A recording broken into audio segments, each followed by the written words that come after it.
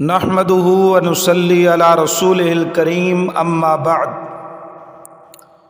آج کے ہمارے سبق میں غسل کے متعلق چند ایک اہم مسائل بیان کیے جائیں گے۔ سب سے پہلے غسل کے فرض اور غسل کی سنتوں کو بیان کیا جاتا ہے۔ غسل کے 3 فرض ہیں۔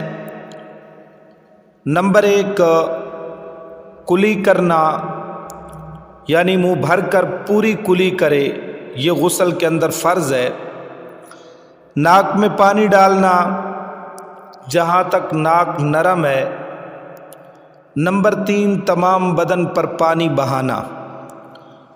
یہ ضروریات فرض اور واجب غسل کے لیے ہیں۔ صفائی اور ٹھنڈک کے لیے جو غسل کیا جاتا ہے اس کے لیے یہ ضروریات نہیں ہیں۔ دوسرے نمبر پر غسل کی سنتیں۔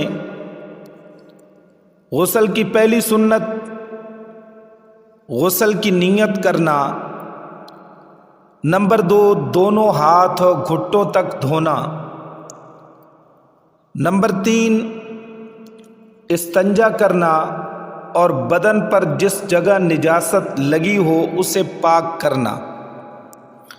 نمبر 4 وضو کرنا۔ نمبر 5 تمام بدن پر 3 بار پانی بہانا۔ کلی اس طرح کرے کہ سارے منہ میں پانی پہنچ جائے۔ غرغرہ کرنا بھی وضو اور غسل میں سنت ہے، مگر روزے کی حالت میں غرغرہ نہ کرے۔ غسل کرتے وقت قبلہ کی طرف منہ نہ کرے۔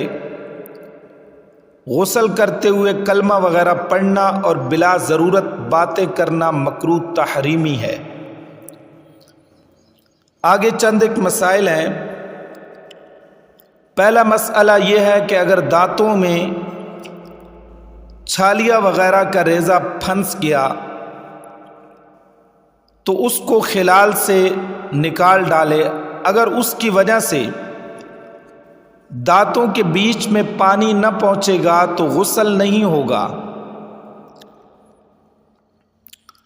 آگے مسئلہ لگائے ہوئے دانت جب ان کو نکالنے میں تکلیف اور نقصان نہ ہو، مثلا خون جاری ہونا وغیرہ یہ نقصان ہے، تو غسل میں نکال دینے چاہیے، ورنہ غسل نہیں ہوگا۔ مسئلہ نمبر 3 کان اور ناک میں بھی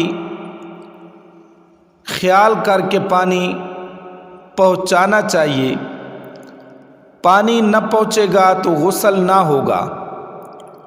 اور کان میں عطر وغیرہ کا جو یہ روئی وغیرہ رکھی جاتی ہے تو وضو اور غسل کے وقت نکال دینا چاہیے۔ کان میں چید ہو تو اس میں بوقت غسل پانی کی دھار ڈال لینا اور اہتمام سے پانی پہنچا دینا چاہیے۔ عورت نتھ اور بالیوں اور انگوٹھی چھلوں کو خوب ہلائے کہ پانی سوراخوں میں پہنچ جائے۔ اگر بالیاں نہ پہنے ہو تب بھی سوراخوں میں پانی ڈالے۔ ایسا نہ ہو کہ پانی نہ پہنچے اور غسل صحیح نہ ہو۔ البتہ اگر انگوٹھی چھلے ڈھیلے ہوں کہ بغیر ہلائے بھی پانی پہنچ جائے تو ہلانا واجب نہیں، لیکن ہلا لینا اب بھی مستحب ہے۔